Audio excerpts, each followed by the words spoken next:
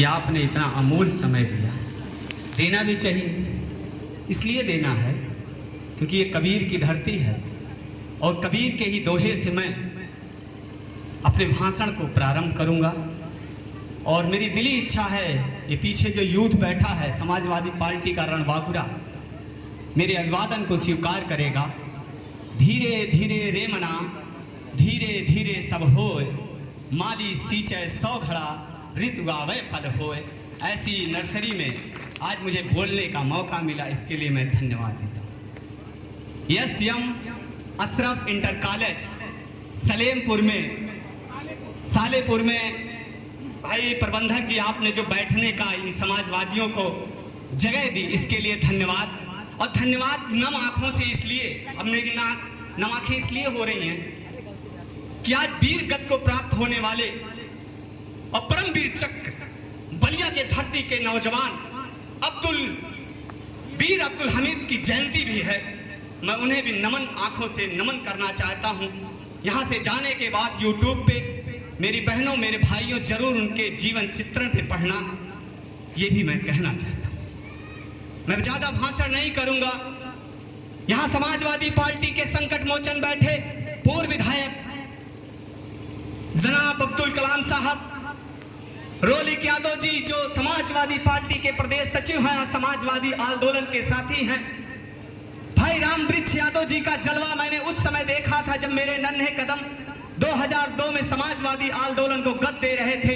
एक ऐसा नौजवान जो मन से खड़ा होकर कह रहा था, धरती गगन में जिसका जलवा कायम है उसका नाम मुलायम है। एक ऐसा नौजवान जो आपके बीच बैठा है। और सबसे ज्यादा आभार जिन्होंने हमें यहाँ रहने के लिए पनाह दी, विनोद यादव जो जनपद अंबेडकर नगर के महासचिव हैं। आपने मेरी सुध ली, आपने अपना एक आलीशान बंगला दिया, किचन दिया, इसके लिए आपको धन्यवाद है। अगर किसी का नाम देखिए, पीछे 1 लाख भाई बैठे हैं, ये तो हर 3 घंटे पे कुछ खाए हैं कि नहीं आप लोग? क्यों दिलीप जी? तो उपाध्यक्ष हैं, जिला पंचायत सदस्य 3 बार के हैं, केडी बाबू हैं। अब मैं आपके बीच आना चाहता हूं। तमाम लोगों ने अपनी बात कही। ये नौजवान साथी बैठे, छात्र सभा का जिला अध्यक्ष, मुलायम सिंह यूथ ब्रिगेड के जिला अध्यक्ष और राहुल बादल जो क्रांतिकारी नौजवान है। अगर आप लोग एक ऐसी पौधशाला को विशालकाय वृक्ष बनाओगे तो मैं विश्वास दिलाता हूं, भाई सोनू जी, आलोक जी, माननीय सांसद जी के आप सुपुत्र हो, तो एक दिन राजनीति का विशालकाय वृक्ष बनेगा। लेकिन उसके लिए आपकी जरूरत। भाई पीछे संजय जी बैठे हैं जो जिला पंचायत के सदस्य रहे हैं। लेकिन अब मैं आपसे वार्ता करना चाहता हूं। विधायक जी, मैं इन बच्चियों पे ही बोलूंगा। सुभद्रानंद चौहान की एक पंक्ति है, क्योंकि ईश्वर ने हमें भी बेटी नवाजा है और बेटा नवाजा है। ये जो बेटियां होती हैं, बड़े बड़े ऋषि, बड़े बड़े मुनि, बड़े बड़े पैगंबरों को जन्म देती है। राजभर जी, तो इन बेटियों के लिए जितना कम बोलिए उतना ही थोड़ा है। तो आपके लिए सुभद्रानंद चौहान की वो पंक्ति, आए अधेरे तेरा मुंह काला हो गया, बेटियों ने आंखें खोली घर में उजाला हो गया। तालियां बजाओ। अब आपको मैं ले जाना चाहता हूं श्रद्धेय नेता मुलायम सिंह के उस दौर में जो 93 में मुख्यमंत्री हुए और एक जायसवाल समाज की बेटी, 3 बेटियों ने कानपुर में फांसी लगा ली।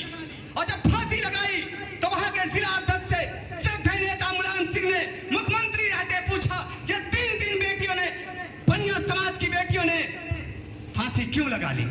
नेताजी ने वहां दौड़ा किया और जब पहुंचे वहां तो वो बनिया समाज के गार्जियन उनका पैर पकड़ के फपक रोने लगे। उन्होंने कहा, बताओ बताओ क्या बात हुई, क्यों रो रहे हो? उन्होंने कहा, साहब मेरी बेटियां पढ़ने में बहुत मेधावी थी, मेरी बेटियों के अंदर बड़ा हुनर था, लेकिन मेरी बेटियों ने फांसी इसलिए लगा दी कि मैंने इसे जवाब दे दिया था कि मैं इंटर के बाद तुम्हें स्नातक की शिक्षा नहीं दे पाऊंगा। श्रद्धेय नेताजी आए, पंचम तल की सीढ़ियां चढ़ते हुए राम वृक्ष यादव जी, उन्होंने फतवा जारी किया कि इंटर पास होते ही बेटियां कन्या विद्या धन पाएंगी।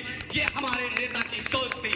अगर यहाँ नौजवान और किसान का बेटा बैठा हो तो ये कान खोल के सुन ले कि जब तुम सैदा में शहीद होते थे, तुम्हारे घर का बेटा जब शहीद होता था, क्योंकि सेना में लड़ने विधायक जी का बेटा नहीं जाता था, सेना में लड़ने एसडीएम का बेटा नहीं जाता था, सेना में लड़ने दरोगा का बेटा नहीं जाता था, सेना में लड़ने जाता था खेत मजदूर किसान का बेटा श्रद्धेय नेताजी इटावा गए और उन्होंने कहा एक शहीद हुआ है नौजवान भारत के रक्षा मंत्री रहते हुए, भारत के रक्षा मंत्री रहते हुए उन्होंने कहा कि जरा ताबूत खोलो जो सेना में शहीद हुआ है।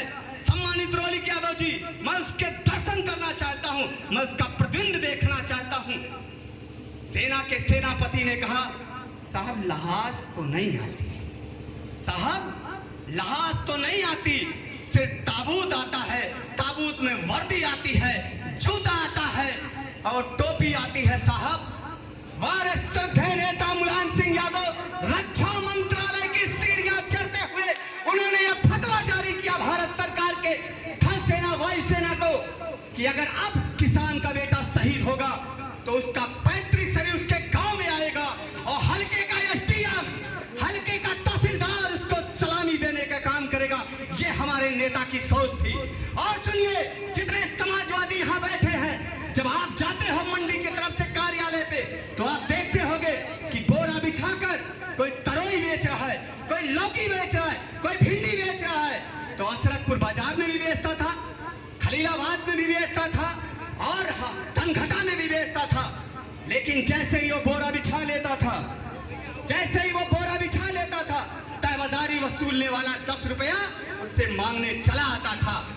ये भी दर्द मेरे नेता ने समझा और कहा कि पंचायत राज मंत्री बलराम जी एक कलम से खारिज करो, तयबाजारी नहीं लगनी चाहिए। तो हम अपने नेता का पैगाम लेके आए हैं आप लोगों के लिए। और बच्चों,